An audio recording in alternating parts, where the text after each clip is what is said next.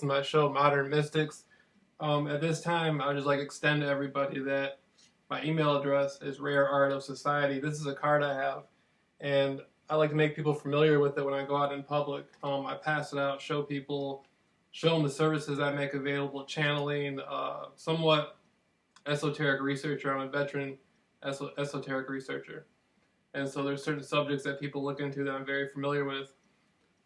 One of the things that I prize myself with is ET genetics and the founding of civilization, where humans are at, where they come from, how Earth works. Nothing works the way people think it works. That's obvious if people look into humans and society long enough. But I think there's a lot of things that go unseen every single day. And I like to get involved in alternative research to help people discover more about what their potential is and what their power is. Channeling is something that's very interesting. Humans are natural channelers. They're constantly tapping into the realms around them that go unseen. You have a chakra system, and for each chakra there is a spirit guide. There's more than 7 spirit guides that you have, but you definitely have one for each chakra. And each chakra stands for a different theme in your life. So if I'm playing a certain theme out that has to do with my heart chakra or my lowest chakra, the root chakra, what is more prevalent to me right now is going to affect the other chakra. So say there's a conflict in interest and you're having trouble distinguishing where I'm supposed to be at in my life. Am I in a position to where I'm supposed to be telling the truth, be more active in that way? Or is it more of a survival mode I'm in? Is this more intuitive? The crown chakra, the prana energy of the crown chakra allows somebody to be very intuitive and see into things, see into different dimensions, into different realms. Where exactly am I at in my chakra system, and how is it helping me to connect with the people around me, the things that are going on in my life? Now, if you can connect with your different spirits, these spirit guides, and communicate with them directly, this will give you the insight. The more connected you are with your chakra system, the better advantage you're going to have in life. There's very few people that will be able to stop you from achieving your goals in life if you're deeply connected. I walk the streets 24/7 when I'm out in the streets and speak to people about spiritual matters. I don't do small talk. If you want to talk about the basketball game or what happened on television or what your neighbor's doing or what's going on, blah, blah, blah, blah. I'm here to talk about channeling, numerology, astrology, Kabbalah, everything having to do with the real reason that people are here. And I don't like to go anywhere else. That's where I'm at in my life, and I just keep on that. And I found that people open up to me greatly. I can speak to somebody I don't even know, and they'll sit there and tell me everything that's happened to them, their personal life. I have people tell me stuff that is unbelievable. I wouldn't believe they would ever tell anybody else. And people are very drawn to me in that way. And I'm very welcoming of those people. I'm 32 years old. And in the last few years, I've had numerous experiences that the average man 100 years old has never had and will never have. Just sorts of things that come up in my life for whatever reason. At this point, it's basically turned into all sort of spiritual. Again, I'm a mystic. Sort of like in the Bible, and I'm not religious, but in the Bible, when you talk about prophets often were mystics. They dealt with mystical type stuff. These are people who claim to speak directly to God. Well, there's a supernatural force that I like to call creation. And creation experiences itself in many different ways. You have creation, and within creation, you have all these different things. Time is a concept within creation. A lot of people say, how can there be a God? When was God born? When does God die? No. Time is something that comes from within creation. Creation is not subjected to time. Time is subjected to creation. That's a concept within creation. The concept of a God whether he be Jehovah, Allah, some other God, or whatever you have out there. That's a concept within creation. Time's a concept, Jehovah's a concept, Allah's a concept, Buddha's a concept, yoga's a concept. These are all different concepts within creation. So creation is not subjected to any of them. Now, as a mystic, what I like to do is I like to pull the different things out of creation, out of the ether around me, and examine it. The fabric of reality. Anything, religions, corporations, whatever they are. Subject matters. If I see an event on the news and I really want to know what happened, I can figure it out if you give me enough time. I can get close enough to it. None of it interests me to begin with, so I never really pay much attention to it. But these are things that you can look at and examine the fabric of in space and time. And so one of the cool things I like is Kabbalah. How Kabbalah has no tradition. I mean, as far as by the book, there's no protocol or set of books. Like in the Jewish Talmud, you have a series of books which tell you, but with Kabbalah is different. It's all passed down sort of mystically through tradition and stuff. And so I sort of like the Kabbalist type of approach to dealing with the universe. But I'm into yoga. Right now I'm into yoga. Again, prana energy. Okay, now prana is sort of like the chi. The Chinese call that energy the chi. The Japanese call it the ki. Now, this is where the most power in the universe comes from. The breath of life. All of creation flows through. You can take a man who weighs like 100 pounds, and you can give him this much space to punch, and he can go through brick. He might be able to go even penetrate steel. Some of these people in the Far East, they can put their hand on somebody and kill them just from the energy that, like in Dim Mak, the touch of death. Energy can do some amazing things, and if you're in touch with the flow of the energy, you can do almost anything around you. There's monks who have changed the molecular structure of water just by meditating on it. Just by meditating on it, they change the structure of the water. Consciousness does everything. And so, going back to what I'm saying now, prana energy, chi energy, ki energy, this is all the life force, the flow. Human beings are very limited in their potential.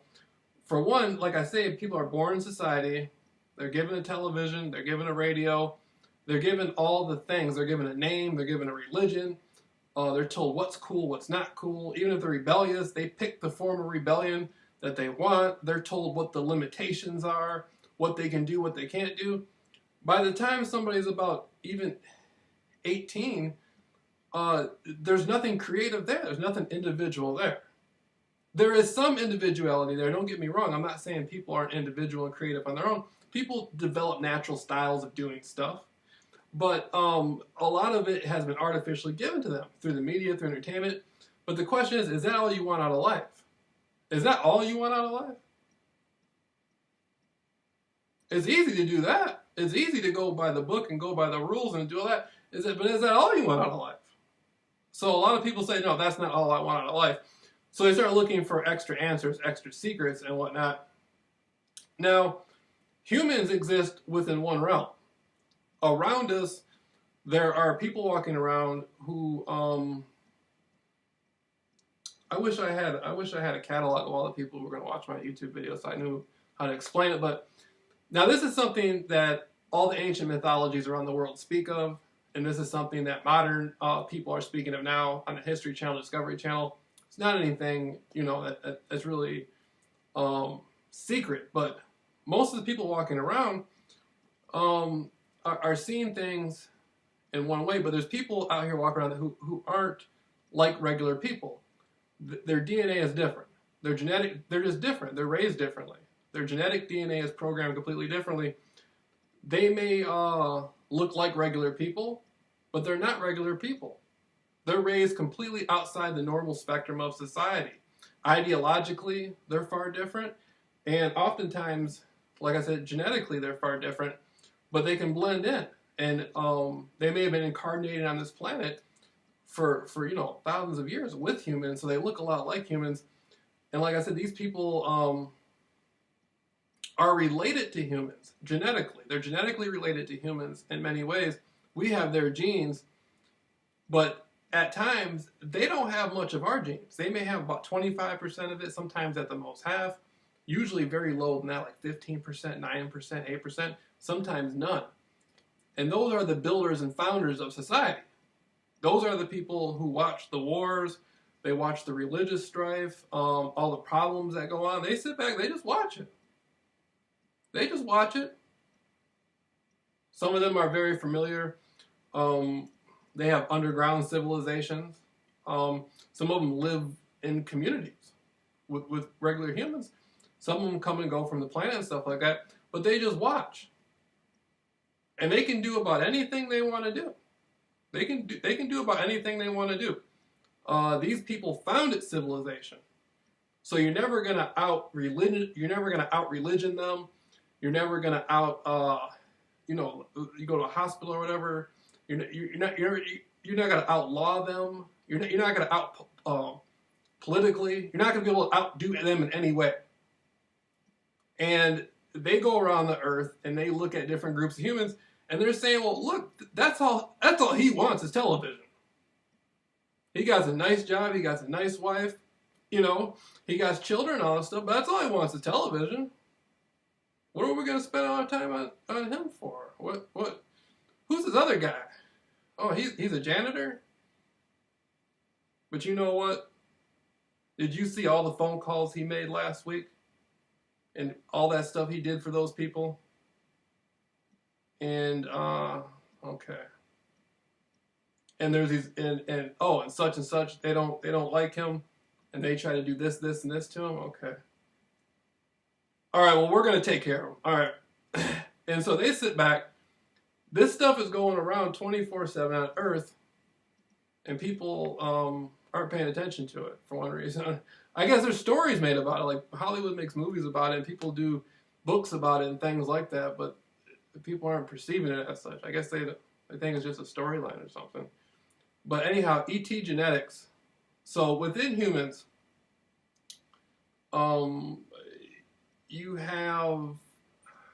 there's like 13 different DNA lines within humans. Is it DNA? I want to explain this right. There was about 7 different groups of extraterrestrials that came here when humans looked somewhat like Bigfoot creatures or Sasquatch creatures. And it was about 7 different groups that came here and used their genetics to start creating humans. They were already here building cities and whatnot, and they said, well, we need some workers. We need some people who can help us. So they said, we'll design a man. We already got our cities and we got all our stuff, but we're mining and stuff, we're doing all this stuff, and we're on Earth. Well, look at the creature out there. He might be able to use, but the Bigfoot, the Sasquatch, they were already highly intelligent spiritual creatures. They weren't stupid. But they weren't going to work for any of these entities either. So they said, well, let's make them like us. Let's put our genetics within them and see what we can make them do. So they started genetically interfering with these creatures, got these creatures to somehow agree with it. A lot of times it didn't work out too well. To do the mining, the creatures would often rebel, yada, yada, yada. And so they said, well, experiment on the wolves. Experiment on the cat people. Werewolves, cat people, mermaids, horseman, minotaur. All around the world you have these ancient mythologies of these genetic creations, these genetic experiments. Sort of like an Island Dr. Monroe type of thing. And so you got to think, in the last 100, 200 years, how many children have been born in hospitals who had tails and looked like fish and looked like monkeys and looked like frogs and stuff like that, it would take out of the hospitals and hide away and put in an insane asylum or turn loose as some carnival or something like that, some sort of circus freak show. There's a lot of children that were born like that, still are to this day, with genetic mutations. That goes back to the creation of humans and all that stuff going on. So now these entities, you got the lizard people, all this stuff. So you have modern humans who have come along, and none of it's by chance, and we've been being pushed into societies And a lot of times it doesn't work out too well. You got to think, how many people don't really go along? There's a lot of people out there doing wrong. There's a lot of people out there running around, chopping people up and doing all kinds of stuff. Sometimes it doesn't work well. You have all these different genetics in societies, all these different mindsets and stuff going on in society. So it's like an experiment. So they're trying to condition humans at the same time, but then, there's people who look to manipulate it, there's people who look to help it. So it's a sort of a big thing, And so you have these people walking around that are different than us. They still watch us, help us. They look for different people to look out for different reasons, all different sorts of stuff. And then so sometimes the people who they see somebody and say, this guy, he's spiritually in touch with himself. He's very accurate. He didn't come up at an Ivy League school or anything, but he seems to have a good handle on what's going on. And he's making people aware of these things. He's alerting people as to how things work. We're not really sure how he knows the things he knows or really who he is or what he does. So we got to try to figure out what kind of systems do we have available to put obstacles in front of these people. So that's something else that kind of comes along in the picture too. But anyhow, so that's me. My name's Jameel Rawls. This is my show, Modern Mystics. I do chakra work. All my stuff is free. I got a website, JameelRawls.com. JameelRawls.com. That's my website. And I have another website called freechanneling.com. And again, that's free channeling for anybody. So if you email me tonight and you say, wait a minute, Jameel, I saw you on the internet saying you do free channeling. I'd like you to channel for me. I got no problem with it. I got a phone right here. You call the phone, I get you channel. I got no problem with it. I get you a channeling session. I do all kinds of stuff. I do free chakra work for people. I do free massage, not for men though. I can't bring myself to do it. But for women, I like free massage. Somebody gives me a donation, that's cool, it's acceptable. Most of the time we sit back, talk about aliens, genetics, DNA, how the world works. See me, I look at things, so I'm from a small rural area of Michigan. And would you say America? Where is it? That's a good question. Where am I? Where is America? America is what you call the whole North Gate. That's from Upper Canada all the way down to the bottom of what you call South America and all the islands. That is America, the Americas. So a lot of times when people pull out a map and they say, show me America, it's everything. It's all America. North America, Central America, South America. It's all America, including all the islands. And so all these people are Americans. That's one of the things people don't realize. People keep asking, where's America? It's all America. It's considered the North Gate of the planet. And so there's a lot of ancient mythologies within the Americas that I'd like to get I'd like to get somebody to call me up on the phone who is from Brazil or maybe somewhere a little bit deeper than that. Maybe get out into like Peru or something like that and see what kind of ancient mythologies and tales the Nazca lines. Has anybody seen those? If you get an aerial view of the Nazca lines, these are thousands of years old. And the only way you can identify them is from up in the sky. If you're on the ground, it doesn't make sense. But if you're in an airplane, hundreds of feet, thousands of feet or whatever in the air, or a helicopter or whatever, you can look down and see designs, see ants and spiders and monkeys and all this sort of stuff. So whoever created these for people who from the sky. And who was coming from the sky thousands of years ago? There's pyramids at the bottom of the Bahamas. Yeah, that's correct, the Bahamas. There's all sorts of stuff. Cool stuff in the Americas. So if you're on the other side of the planet, I don't look at myself as just being in a rural community in Michigan. I say the Americas. I'm familiar with the whole thing. So me and a guy in Mexico, or me and a girl in the Caymans or Peru or whatever, we're all in the same thing, from my perspective.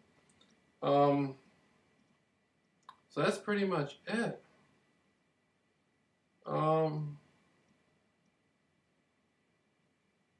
oh yeah, I want to leave people with this too. I do a lot of mantra work, and I help people. And we say things like, "We are in the light. We are in the light. We are in the light. We are the love in the light. We are the love in the light. We are the love in the light." And we say those things often, and it brings up an energy, a really good, positive, loving energy that people can balance themselves off of. People can feel, say, I'm in a high frequency, I feel good, I feel like I'm achieving, and they see things really, really, really good. All magic works on frequency. If I ask the universe for something, and I say, you know what, I want to ask for something, I want to ask for a new house or a new car, frequency has everything to do with it, and intention. Intention is very critical.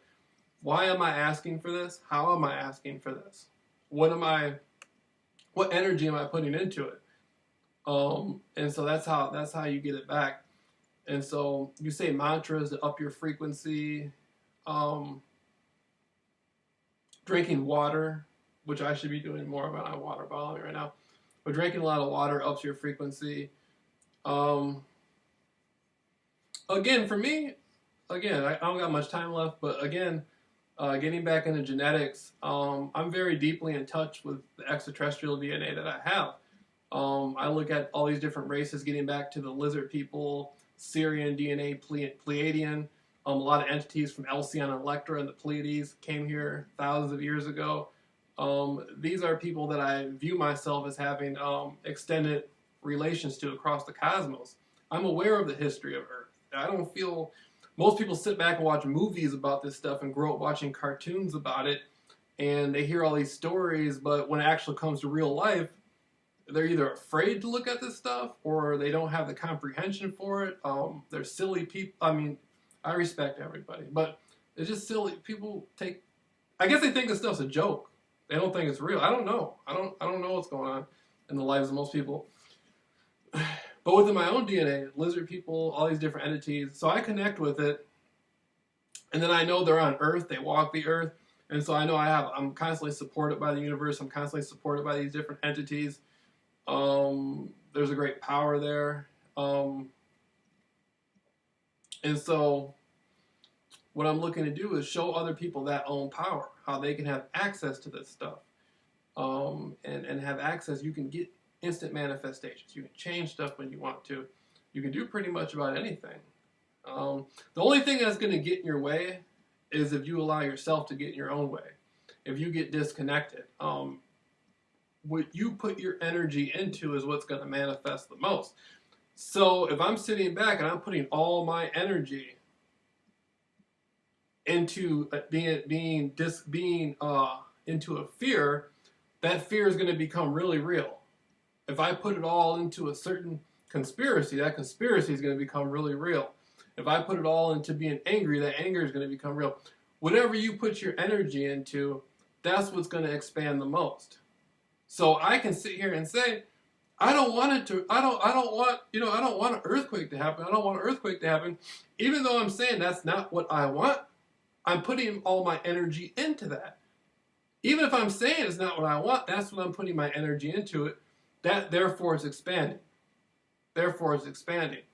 And so if there's something that you don't want, or you don't want to experience, or you don't like, don't place your energy or your intention into that. It's only going to expand it. Place your energy into your intention, into the things that you do want to manifest. But your intention as to why you want to manifest them is the secret. Because if it's going to be for personal gain, if it's greed, or you're looking to harm somebody or do something like that, that's going to be reflected back to you. There's a lot of people who don't get that, is what you put out comes back. There's no exception to it. That's the first law of the universe. That's how you exist. Existence is essential to that rule. What I put out comes back. I'm putting out existence, so existence is coming back. This lets me know I will always exist. It may not be in this physical form that you see before you, but my energetic state, my spirit, will always exist on some plane. It may not be in this physical incarnation. It may be another incarnation. It may be in the spirit world, in the ghost zone. It may be, but I'm always putting out existence, so existence is always manifesting back to me. Okay, so now that we have that covered, now you say, well, if I'm always existing, what comes next? How do you want to exist? What state of being do you want? So you decide how you exist. So the most powerful thing you can ever do is exist. And you always will exist in some way. Then what comes next is how you exist. What state of mind do you exist in? And when you project that out, that comes back. These are all universal laws of the universe. No human being or no entity or no spirit or anything can ever change this. This is just the way it is. There's four of them.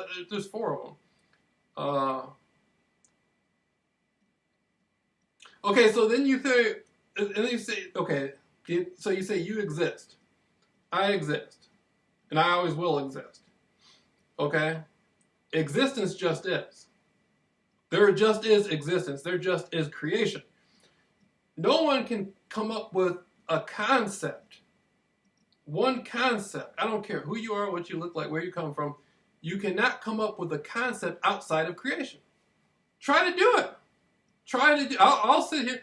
Matter of fact, if this thing was live, I'd start giving out my phone number right now and hoping some of my old subscribers would come on here and call. You cannot think of a concept outside of creation. I'll wait for the president to call. He can't do it either. You cannot think of a concept outside of creation. Try to think of it. The most you can do is think of emptiness, of nothingness, but that's still something. The mind cannot conceive of non-existence because we are existence. We are an aspect of existence. So anything somebody can imagine somewhere is real in some sort of way. No matter how crazy or weird or kooky it is, in some reality it exists. So we're all aspects of creation. We're all aspects of the infinite. And, that's so you exist. All you can experience is existence. What you put out comes back. There's certain states of awareness of the universe. Where are we going with this? What other concept? I'll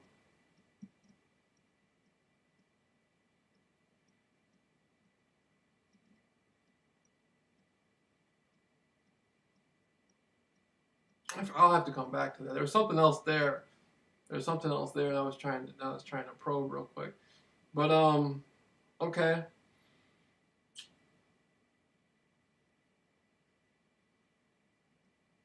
Okay, then again, now I want to talk about incarnations a little bit. I got a couple more minutes I'm trying to think of. But incarnations work like this. I am a physical incarnation. But am I the same person I was in another life? No. You're never the same person. You're always different people. I'm not the same person right now that I'll be in 2 seconds from now. By the time, see, it's different people. Every second you go through billions of parallel realities. And each person is different. As soon as one change is made, a complete change is made, and the whole universe is different. Through linear time, it's a series of now moments. Now. I know that's how linear time looks, but that's not how it just looks that way so we can have this experience. But the past and the future both exist within the now. They're aspects of the now. And so you can change the past from the present. If I was to go out and tell you, we can go out tomorrow and find out something completely new about what happened 5 years ago, or 20 years ago, 30 years ago, 40, 50, 60, 70 years ago, that's going to rewrite the history books. You mean that's what really happened? That these other guys didn't have it right? That's not what happened, and this what happened? That's going to completely change the past. So when the past changes, when our perception of the past changes, that's when the past, what we consider to be the past. There is no past. It's us viewing from the present. Even if you show me an object that existed 1,000 years ago, you're showing it to me in the now. Go. I don't care what museum you go to. I don't. You can have all the museums around the earth. Go get an artifact out of the museum and bring it to me. You're showing it to me in the now. Yeah, go get it. How old is it? 1 million years old, but I'm seeing it in the now. everything that you're identifying with the past is only in the present. And anything you can tell me about the future is only in the present. So my perspective of the past, what's going on right now in the present is going to change my perspective of the past. So the past can constantly be changed. We can constantly change the past. So the past for an average individual walking the streets is completely different from the past I see there. I may see what happened 50, 100 years ago, completely different. So in reality, that's like a different that's a good subject. That's a different dimension. So I can be walking around. It's like two people in the room, and the room temperature being completely different. They're cold and I'm hot. So it's two different realities simultaneously existing. They might have a belief system that says this, and this happened in the past. Well, I might say, you know what? That happened. You might believe that happened, but that didn't happen. So their version of the past is completely different than my version. Their version may have came from the television. My version may have came from what really happened. And so we have two complete different versions. Therefore, I have different access to things in the now. I know what happened and what we perceive to be the past, which is simultaneously existing with now. So therefore, my version of the now is completely different. I have access to things that they don't have access to.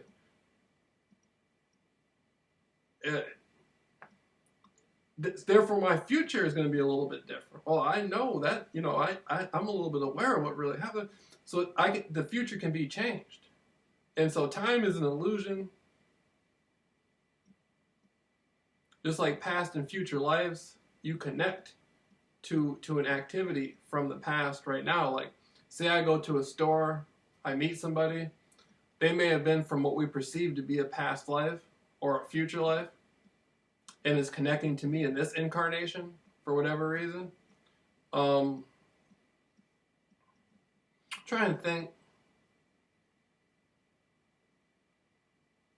Like that movie, The Butterfly Effect.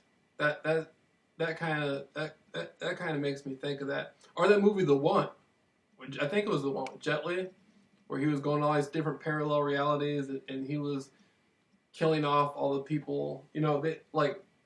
This is stuff that, like I said, they keep making movies about this stuff, but the stuff's real though.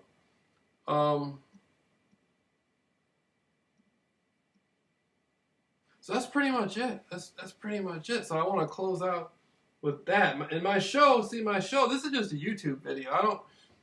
My show is just me talking on a telephone, and I record it and put it on the internet, and people listen to it. And so what I do is I go out and I meet these different types of people. There was an older woman I was speaking with. I met her on a website. Then I got these other people I'm speaking with. I do free channeling sessions for them. I just do free channeling sessions for them, and I end up talking to them. And I always ask them, may I record you? Or something like that. And they say yes. Then we'll put it online, and hopefully people can get something out of it. But I've learned to be sort of picky in some ways about who I interview. I like to speak to somebody I like to get a good feeling of the person really good first before I do it. But what I'd like to do is I'd like to get